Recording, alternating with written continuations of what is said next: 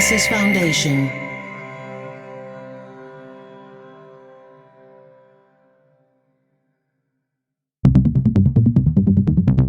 Dublab.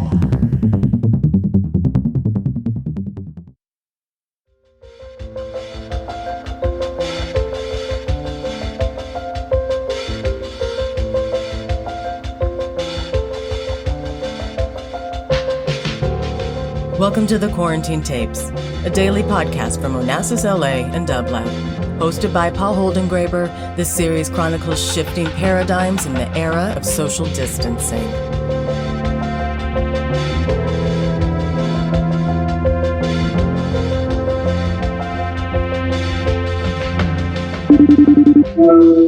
Hi, Paul. Hello, Chiraag. I'm speaking with Chiraag Bains. I'm so happy you could take my call. Thank you so much for being part of the Quarantine Tapes. Tell me, Chiraag, what have you been up to for the last 7 months of this pandemic? Paul, thanks for having me on the Quarantine Tapes. Well, like most Americans and many people around the world, I've been staying inside my house, but it has been extremely hectic. I've been fighting voting rights battles around the country. I work at Dēmos, which is a think tank that uses a variety of strategies, including litigation, to fight to make democracy real and really build an inclusive democracy. And that means protecting the right to vote for Black and brown voters. And we've had lawsuits around the country, especially focused on making sure that barriers to the vote come down at this time of increased intensity with the pandemic. And it has been a whirlwind. Where does my call find you? Where are you located? I live in Washington, D.C., so you're getting me in my home in D.C. It's a somewhat chaotic environment. There are a couple of kids who are distance learning. My spouse is an attorney as well in civil rights. This is where the magic happens, at least during the coronavirus pandemic. And when you say you work for Dēmos, can you give our listeners a little bit of a sense what that is? I know at Dēmos you're the director of legal strategies. Perhaps very briefly you can contextualize what that job in fact is. Yeah, absolutely. Dēmos is a think tank that works for a truly just and inclusive democracy. And we think about that both in terms of traditional democracy issues like voting and campaign finance or money in politics issues. And we also think of it in terms of a truly just economy, one that works for everyone regardless of their race. And we put racial justice at the center of all of our work. We are focused on building an America that works for Black people, brown people, and all Americans. And as the director of legal strategies, I lead our legal team. We bring litigation, we bring lawsuits over voting rights to fight voter suppression and attack structural barriers that make it hard for people to register to vote and to vote. We also work on big, kind of over-the-horizon, game-changing policy changes, legislation, and putting ideas out into the ecosystem to show what an affirmative vision of a democracy that really worked for everyone, where everyone counts, where everyone can have their say, would look like.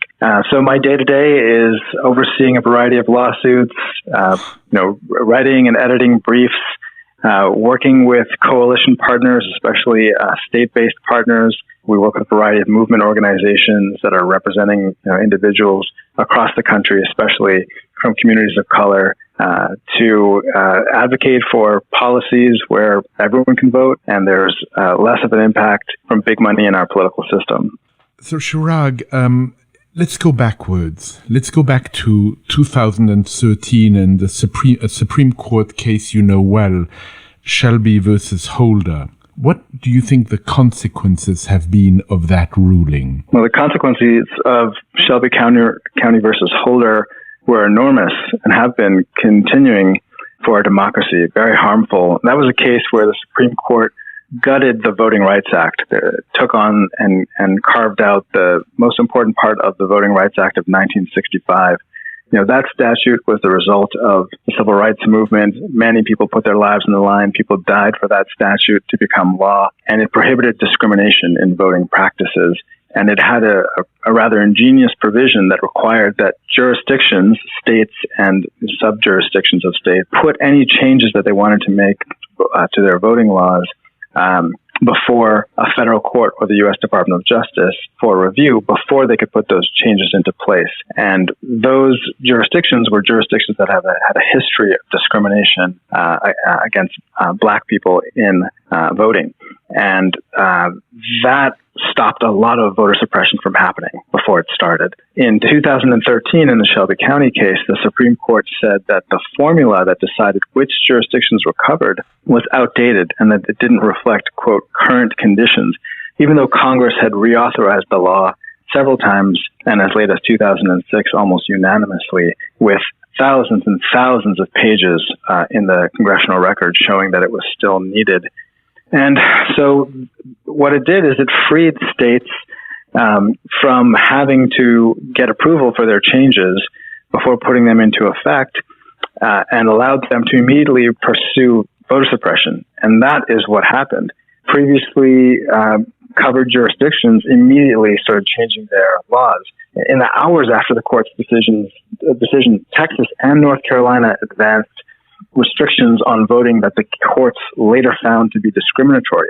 Organizations had to bring lawsuits, and the Justice Department did as well, on the back end after these laws were passed, talking about strict voter ID and a bunch of other provisions that made it hard to vote.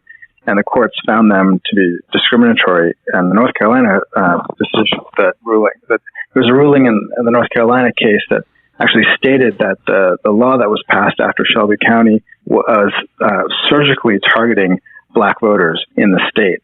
So those are just a couple of examples. Yeah. We've seen massive voter purges in states that were previously covered, people being kicked off the rolls. We've seen polling places being closed. It has become harder to vote in many states because we don't have the protections of the Voting Rights Act. Let's go even further backwards. Not that 2013 is really backwards by a lot, but you've written about Barry Goldwater and Operation Eagle Eye in 1964. To what extent does that history relate to what we're witnessing today? Eagle Eye was an operation, it was a scheme really that was launched by candidate Barry Goldwater in 1964. The point of it was to remove people from the voting rolls and to intimidate them at the polls, targeting communities of color, on the assumption that voters of color would vote for Democrats.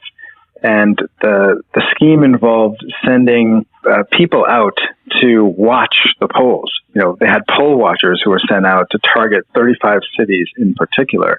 And, there's a public record of the program director saying he expected to stop 1.25 million people from voting through this program. And that was kind of an early phase of what we then saw repeatedly over the ensuing years. Most famously, the Republican National Committee ran what they called a ballot security operation in 1981 in New Jersey, where they tried to remove people from the polls and actually hired off-duty police officers to patrol the polls in Black and Latino neighborhoods in New Jersey, trying to scare people away. And what do we have now? Fast forward to 2020, we have the President of the United States telling his supporters to go and watch voters, telling the Proud Boys to stand back and stand by. It's just, we are in the middle of voting right now. Early voting is happening in several states.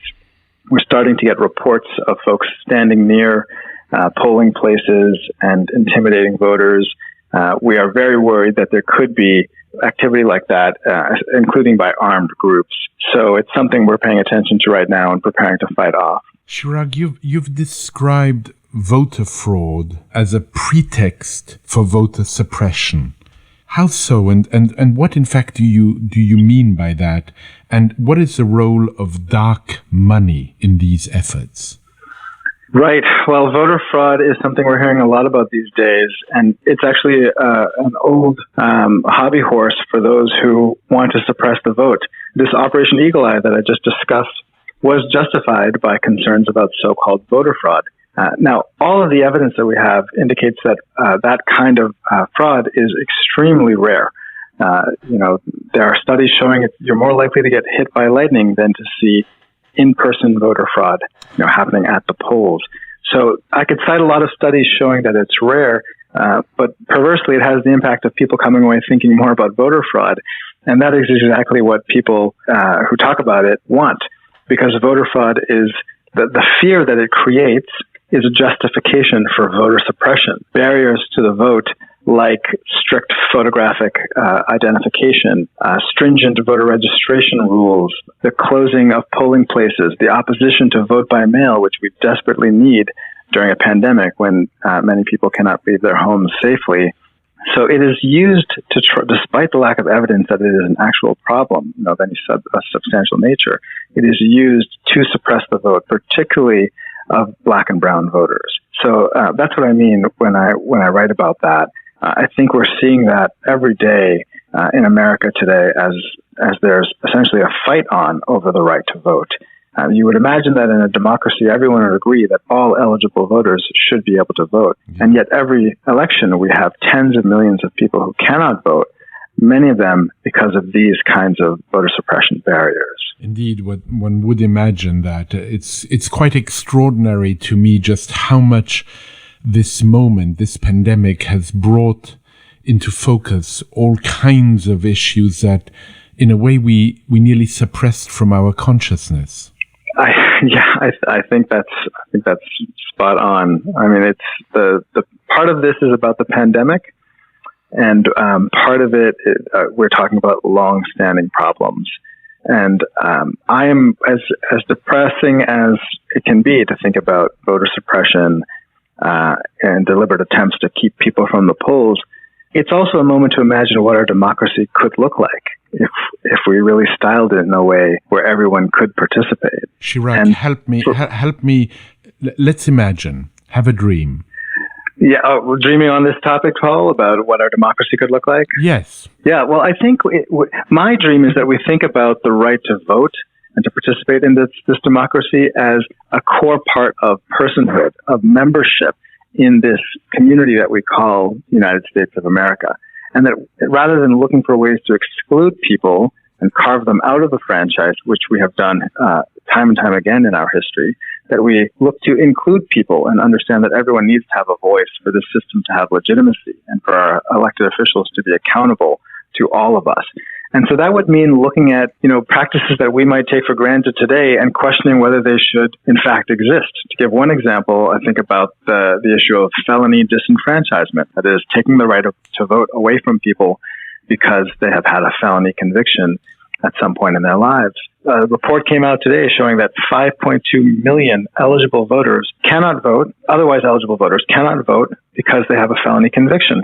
And that is disproportionately Black and Latino people who fall into that category. And that, to me, there's no justification for it. In fact, those rules across the states are based in a racist history. There were deliberate attempts, well documented, that to strip political power from Black people. That is the origin of these felony disenfranchisement laws. And today they're justified as, well, if you've committed a crime, you have no business being involved in what the laws should be going forward. But I don't see it that way. I think, no, actually, these are members of the community as well. The vast majority of people will be returning to society. We need to bring down these artificial walls that deny people's humanity and dignity and have a constitutional scheme that is made more legitimate because it engages everyone, even those who we have decided have crossed moral lines in our society at one point or another. Now, there are lots of other arguments for why felony disenfranchisement is intolerable. The criminal justice system is shot through with racial bias, for one. But for me, it's this starting point that actually everyone needs to count, and the right to vote is a core part of personhood that is a compelling argument alongside those of racial justice. So, I mean, what you're saying is that we're discriminating against a certain part of the population twice. I think that's right. Yes, when it comes to felony disenfranchisement, absolutely. You look at people of color, Black people in particular, are more likely to be arrested, to be stopped, searched, arrested, prosecuted. They have longer sentences. They get worse plea deals. And this is for the same crimes. And that's a result of bias in prosecutorial judgment and policing. And I say that as a former prosecutor. I was a prosecutor for the federal government. I know. I read your piece about Philando Castile. Yes, right. A tragic case, and a man just going about his business who was shot and killed by a police officer with his girlfriend and her 4-year-old daughter in the back seat. Horrendous. And then the public was unable to secure a conviction there. And that's just, one window into how unjust our criminal legal system is. And I saw it directly by being involved in it. And, that is an area we absolutely have to reform. How do we do that? How do we bring about change? It's got to be that we have a truly democratic system so people can exercise power through the channels that exist. That power is being cut off. We can't emphasize this enough. We're in the middle of a fight over the right to vote, over who counts in the census. And we need to take an approach that is as expansive as possible if we want to have true democratic legitimacy in this country. How do we get there? Do we have a kind of a truth and reconciliation attempt? I'd love to see that, Paul. I would love to see true, open, and honest conversations in this country. Brian Stevenson of Equal Justice Initiative has called for that for years, where we are honest about the history of this country, from its origins and the role that slavery played and the continuing discrimination. And I would love to see that. I also think there's an opportunity right now to pursue bold democracy reform, really truly transformative reforms. That depends what happens with this election in terms of who's the president and what the Congress looks like. But there is a bill in Congress right now, for example, it's called H.R. 1, the For the People Act, that passed the House in this Congress and in the next Congress could become law. It would vastly expand voter registration, outlaw voter purges, make redistricting fairer, prohibit racial discrimination and voter suppression, and reduce the influence of big money in politics. That's a big democracy package, the kind of thing that we can achieve now to really transform what this country looks like and make it more equitable all around. Despite what's happening with the Supreme Court nomination? The Supreme Court would be a major barrier. There's no sugarcoating that. The Supreme Court has ruled against voting rights over and over. They have ruled against equitable census policies that happened just recently. That is something that would have to be taken on directly. We should be talking about court reform. We have a Supreme Court. If this nominee goes through, that would be 6-3 conservative majority, a rather extreme conservative majority. That is out of touch policy-wise with where everyday Americans are. But worse than that, the current Supreme Court, even before this nomination, is breaking down the democratic process and making it harder for majorities to translate their numbers into policy. I'm thinking here about what we talked about earlier, the Shelby County decision, right? That was an attempt by Congress to protect voters of color from discrimination, and the Supreme Court declared it to be unconstitutional. The Supreme Court also washed its hands of partisan gerrymandering and said that it can't weigh in on cases where one party rigs the rules by drawing lines in a way that make many, in some cases, the majority of votes not count, not able to translate into majority power in Congress or in state legislatures. There are many examples like this where the Supreme Court is not protecting the political process, which should be its role, but actually making it easier for a minority to entrench its rule. That is a structural problem that calls for structural reform on the court. Chiraag, you worked under the Obama administration. You worked for the Department of Justice. Can you describe your experience on issues of police reform in Ferguson and elsewhere? Yes, I worked in the Civil Rights Division, first as a prosecutor of police crimes, and then on more systemic and structural roots of police misconduct. As a prosecutor, I was looking at individual misconduct. So, I prosecuted, for example, a case of a law enforcement officer who raped a woman while taking her to jail after an arrest.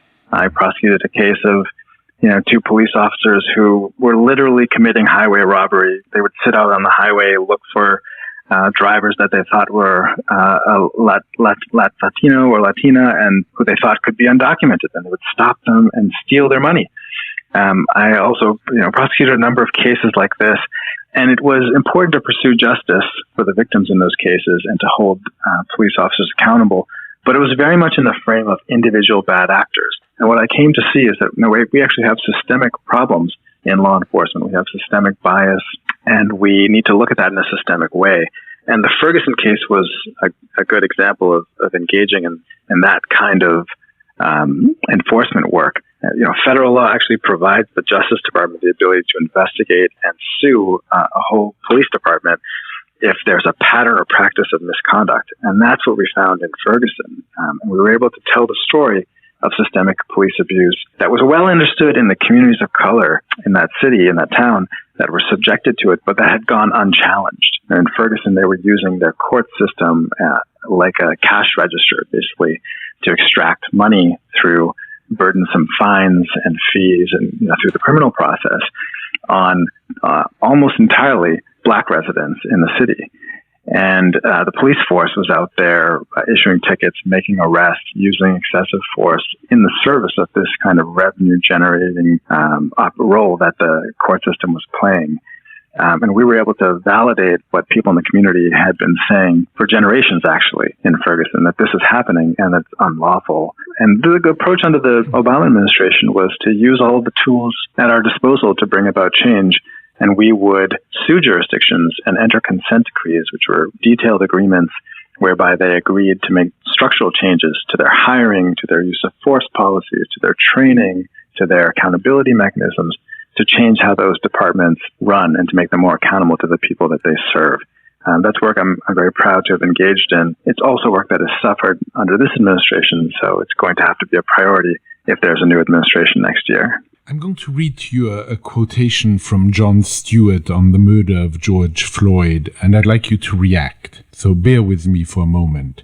This is a cycle, and I feel that in some ways the issue is that we're addressing the wrong problem. We continue to make this about police, the how of it. But the how isn't as important as the why, which we never address. The police are a reflection of a society. They're not a rogue alien organization that came down to torment the Black community. They're enforcing segregation. Segregation is legally over, but it never ended. The police are, in some respects, a border patrol, and they patrol the border between the two Americas. We have that so that the rest of us don't have to deal with it. To what extent do you, Chiraag, agree with Jon Stewart's analysis? That's very powerful. Yeah, that's very powerful. And what resonates with me is he's not saying there's not a problem with the police, but he's saying it's much bigger than that. It's much more systemic. And there's actually a debate about whether racial bias is systemic in America. I find that surprising because I've seen it in my work in every sphere, in my democracy work, in my criminal justice work. And yet we have the current vice president of America, Mike Pence, who was on TV the other day questioning whether there was any such thing as systemic racism. So, I think we absolutely have to tackle every institution to include the police. The police carry the ability to use deadly force. They can take life with the imprimatur of law. And so it's serious. They can disturb people's lives, and they often do in everyday ways that many of us don't see, but that can completely destroy trust and also destroy in our system, in our legal system, but also really wreck people's lives. You're constantly stopped by the police because you're Black or brown or because you're poor. And that is the reality for many people in America. So I think we do have to tackle every institution. So we do need to scrutinize the police, and we do need to change the way that policing works, and think about public safety differently. Invest in true sources of public safety, like education, like housing, like jobs, like healthcare. And then we also need to think more broadly about racial justice and racial equity. That's actually a big part of the reason that I went to my current organization, Dēmos. I love the work that I did at the Justice Department. I'm glad to have been a part of the police accountability work, but it wasn't just about police. It was about a democracy that is not working for Black and brown people and many other marginalized groups, right? But that actually, by design, had racial inequity and racism baked into it, and that we have been trying to purge of that taint ever since the founding. So for me, it really resonates, and it tells me that I need to stay focused on these core democracy issues to ensure that everybody counts, everyone can have a say in this country, so that we can build a country where our government, our representatives look like us, they reflect our priorities, and where everyone can live a truly full and thriving life. You've spoken about the need to aggressively pursue an agenda of full democratic participation, and we've spoken about this a little bit. What might this agenda entail, and why don't we hear it championed, for instance, by Joe Biden? I think an aggressive agenda for full participation would be legislation in Congress and in the states that tries to bring down all barriers to the vote and tries to mitigate and really, stamp out the corrupting influence of big money in politics. So it should be that any eligible voter, any person who is eligible to vote, who wants to vote, can cast their ballot. To make that a reality, we need quite specific policies that folks at Dēmos and other organizations have been working on for a while. Automatic voter registration, same-day voter registration, a ban on purges, fair districting.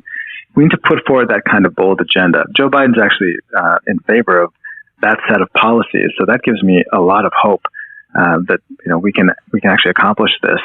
I think we actually need to think even bigger than that structural reform. Those are structural reforms, but we need to go beyond that. And look at how our constitutional design works. We've got an electoral college that prevents a majority of the American people from translating their power into their candidate of choice. Donald Trump lost the popular vote by 3 million votes. That problem is only going to get worse as there are more people living in what are currently blue states and fewer in red states. And that has racial equity consequences. I don't mean this only as a partisan thing. We've got a Senate that has the same kind of inequality baked into it. So, and we have lack of representation for areas. I live in D.C. We've got 710,000 residents in D.C., and we have no representation in Congress, no voting representation in Congress. Wyoming has roughly the same number of people, and they have 2 senators and a congressperson. There are several other states with population around there that have an incredible amount of power. And when you look at the places that don't have voting power in Congress, D.C., Puerto Rico, the other territories, they are overwhelmingly people of color. And when you look at the places that have disproportionate voting power in Congress and power in the Electoral College, they're disproportionately white. So I see a racial equity need to take on this constitutional design of our system and make it more equitable. I actually think that this is a conversation that there's a lot of appetite for. People are seeing how our democracy is not working, and democracy reform is on the lips of everyday people in the way that it hasn't been before. So I have a lot of hope that we actually can make some progress on these fronts. Going from hope to something you wrote yesterday, you said that we are like the frog in the boiling pot of water. So how close are we to the boiling point? Yeah, well, you're getting a sense of how I can sway between despair and hope. It's mostly hope, but you're not alone. Well, I appreciate that. I mean, I think we're experiencing some dark times right now. I remain hopeful because I believe in the power of everyday people to transform this country. But it's undeniable. I wrote that yesterday because we suffered a number of defeats in the courts of appeals in voting rights cases, and at the Supreme Court in one 24-hour period. The courts of appeals are allowing states like Ohio and Texas to make it hard to return your mail ballot by limiting the number of drop boxes you have. States where courts have said that states should give people more time to cast their ballots, the appellate courts are reversing that. Notary and witness requirements, you have to get your ballot notarized, and during a pandemic, those are being upheld by the courts of appeals. And then the U.S. Supreme Court just allowed the census to stop counting people early. The census count will end tomorrow. That early end will disproportionately undercount communities of color, which has massive consequences for representation, when they draw the district lines, and also for the distribution of federal resources, billions and billions of dollars. So that was the source of my low moment yesterday. I think if we don't change track, we are going to be boiling very quickly. We are seeing an attack on the right to vote. As I mentioned earlier, courts are making it harder to used the judicial system to protect the political process and protect individual voters. And we have a Congress that disproportionately does not represent the people, because of the structural inequality built in to the Senate and the Electoral College by extension, which affects who becomes president. So I very much worry that these changes, I think that there are policies that are being put in place right now that are meant to entrench minority rule and to enhance the voting power of white voters and to limit the power of black and brown voters. There's actually a smoking gun document from recently deceased Republican operative who's was kind of the lead person. His name was Thomas Hoffler, in charge of GOP redistricting. And it showed that the purpose of redistricting was to try to limit the voting power of voters of color and enhance the power of Republicans and, quote, non-Hispanic whites. So it's in black and white. We have the documents. We know that this has been the purpose. And that is what will happen. This is a critical year. We're in the year of the census. The redistricting happens once every 10 years. The drawing of the lines of, who you get to vote for as a citizen in this country. And there's an opportunity to really entrench power for that shrinking minority. Or there's an opportunity for the people to speak loudly and boldly and reclaim their democracy by electing candidates who want to make it easier to vote and who want to draw fair district lines and who want to restructure our democracy so it works going forward. I am hopeful that we'll see the latter and that there'll be a glorious future, a much more equitable future for this country. Chiraag Bains, it's been a real pleasure to speak to you. Please continue to fight. Thank you, Paul. I appreciate your time, and you can bet I will. Thank you so much. Take good care of yourself. Okay, you too. Bye-bye. Bye-bye. To support this show and Dublab's progressive programming, go to dublab.com/support.